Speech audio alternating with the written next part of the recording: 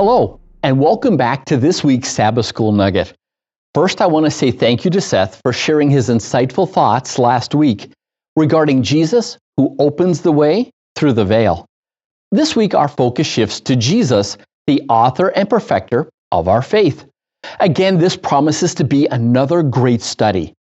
Our memory text for this week is from Hebrews 12:2. Looking unto Jesus, the author and finisher of our faith, who for the joy that was set before him endured the cross. Despising the shame, he has sat down at the right hand of the throne of God. Now, Sabbath's lesson starts out with this idea that there is a race to be run. And we're reminded of all the people who ran the race before us. Now, if you go back to Hebrews 11, you will notice that most of them were not perfect people, who certainly did not have a perfect faith. What they had was a perfect promise.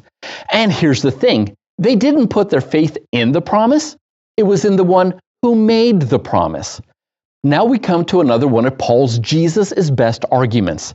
Jesus is best because he is the only one who ran the same race we do, and he did it perfectly.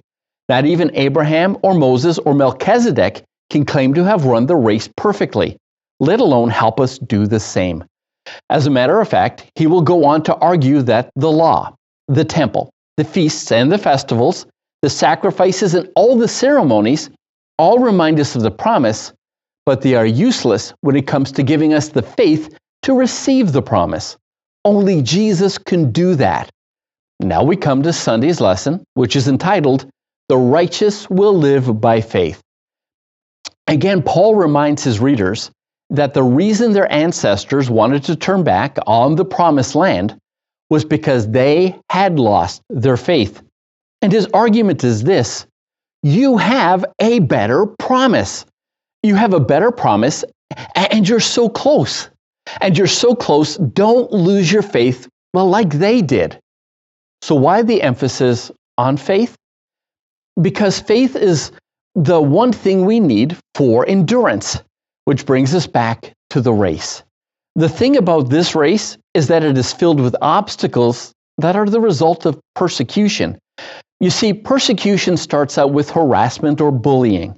Then you get labeled as a troublemaker or a hater, and then you start facing rejection. Then it escalates to loss of freedoms, and eventually, a loss of life. The people to whom Paul is writing were enduring all of this. And Paul is encouraging them to endure. So how do you endure persecution and still keep your faith?